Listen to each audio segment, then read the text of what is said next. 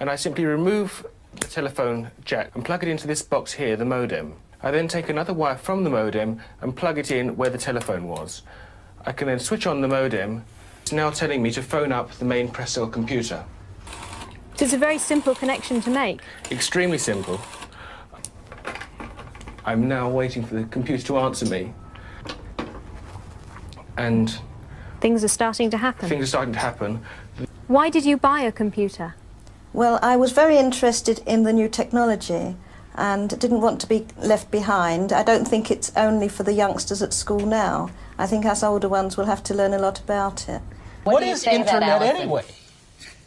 Internet is that massive computer network, the one that's becoming really big now. What do you mean? That's big? How does one? What do you write to it like mail? No, a lot of people use it and communicate. I guess they can communicate with NBC writers and producers. Allison, can you explain what Internet is? The world is in financial disarray. Currencies failing, economies in wild flux, jobs being lost. But what if you could build an entirely new economy, one specifically designed for the digital realm? Well, that is the dream behind Bitcoin. Bitcoin, for those of you who don't know, is an electronic online currency that was created in 2009. It was made by someone who did it under the pseudonym Satoshi Nakamoto. Like any economy, you don't want too much too fast because then the value of your currency drops, or so slow that your economy grounds to a halt. It's designed to be a self-stabilising economy. Whether it actually is that way though, well, that is a little bit more complicated. Because some people have said, hey, Bitcoin is the answer to those problems. Are you a believer? Well, Bitcoin is exciting because it shows how cheap it can be. Bitcoin is better than currency in that you don't have to be physically in the same place. And, of course, for large transactions, currency can get pretty inconvenient. And what is Bitcoin? Bitcoin is a currency on the internet.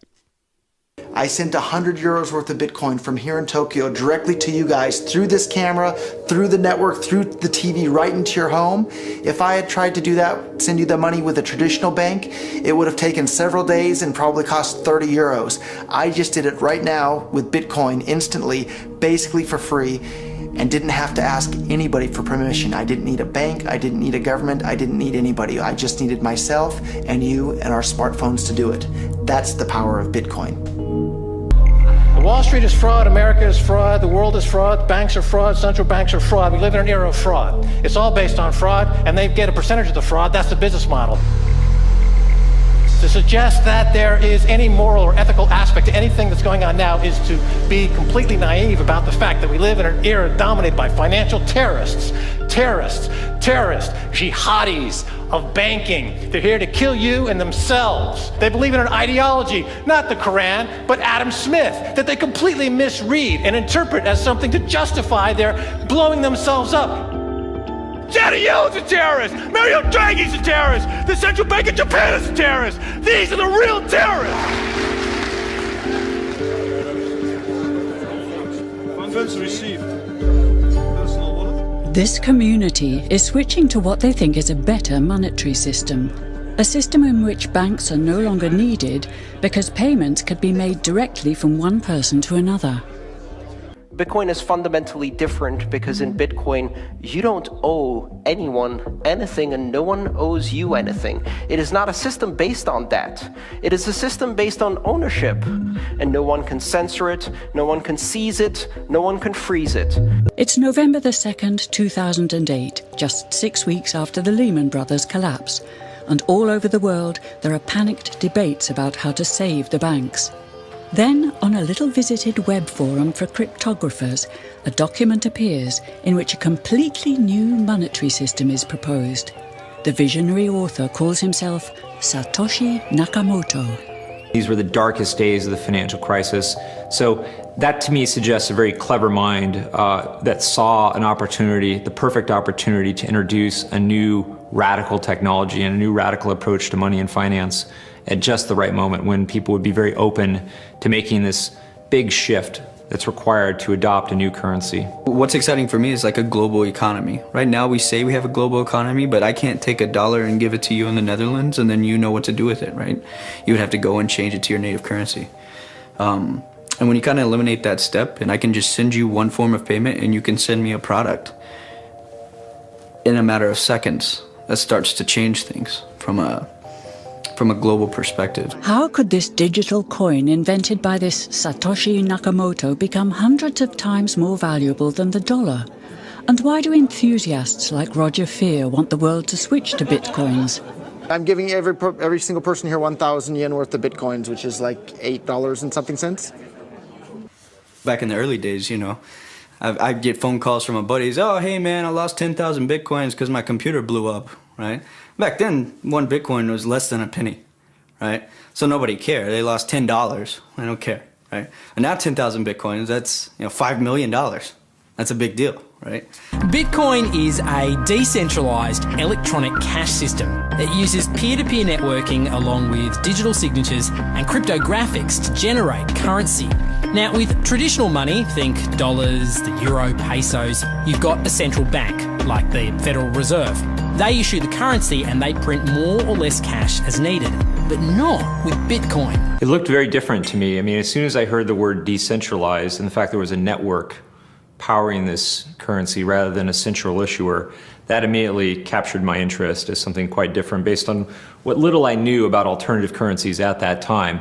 The government couldn't come in and shut down a server and end Bitcoin. It would have to shut down the entire internet or turn off the electricity grid to stop Bitcoin. And so that was really attractive. So gold is kind of hard to divide. Bitcoin divides down to 8 decimal points instantly, super easily. Gold is really, really difficult to transport. If I want to transport gold from here to Moscow, it'll cost a bunch of money to do that, and it's dangerous, and you have to have armed guards and who knows what. With Bitcoin, I can send Bitcoin from here to Moscow or to Holland instantly, just like that, basically for free. I don't have to pay for a bunch of armed guards. It just happens almost like magic. If you ever ask somebody why they think gold's valuable, they can't ever really tell you. They always give you these like weird stories around, oh, it's like a precious metal, isn't it? It's pretty. While we think it has all this intrinsic value, this intrinsic value of gold has been largely constructed in people's heads, often by actually like association with power, association with religious figures. Bitcoin has potential for similar types of construction. Inventor Satoshi Nakamoto has completely relinquished his control of Bitcoin. But he does own 1/20th of all Bitcoins himself. So if one day Bitcoin does become widely accepted as a currency, he will be one of the richest people on Earth. Satoshi invented one of the most important inventions in the entire history of humankind that's going to improve the lives of everybody on the planet for the better. If he had half of all the Bitcoins, he would still deserve it. A lot of people have asked me who Satoshi is since I got in so early. I think I've got a pretty good idea, but I like to keep that one close to my chest. So why? I mean, tell me. Because I'm not 100% certain. And the reality is it doesn't really matter, right? It doesn't matter who Satoshi is. Why did he disappear, you think? He undermined the ability of every single government on the entire planet to control the money supply. And that's how every single government in the world is controlling their citizens and their economies today. And he just basically, knocked their feet right out from under them with the invention of Bitcoin. And I'm sure that's going to make a lot of people who want to control other people by force really, really upset. So yeah, I think it's really, really smart for him to have disappeared. And for me, it probably would have been smarter for me to keep quiet too, but Bitcoin's too exciting for me to stay quiet about.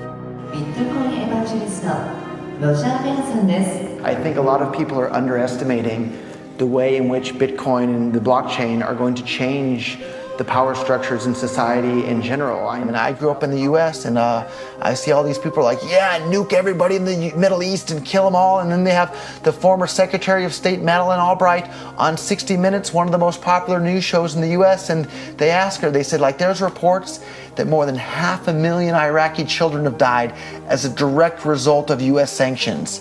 And she looks back at her with a straight face and she goes, it was a really tough decision, but I think that it was worth it. Worth murdering 500,000 kids because because of what the government did, and I apologize for crying, but it just disgusts me from my core when I see government people murdering people around the world. It's not just theoretical, these are real people with real lives. And it's real people, and Bitcoin has the power to undermine everything they're doing to people around the world. And I'm sorry for shouting, but it just disgusts me what these people in government do. And they do it through central banking and through the control of the money supply, and Bitcoin takes that away from them.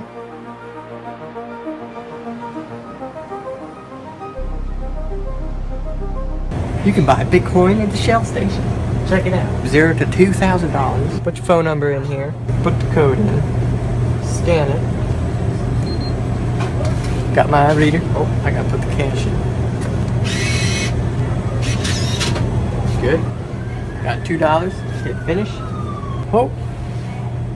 $2 Bitcoin. Just like that. From this machine. I just turned cash into digital currency.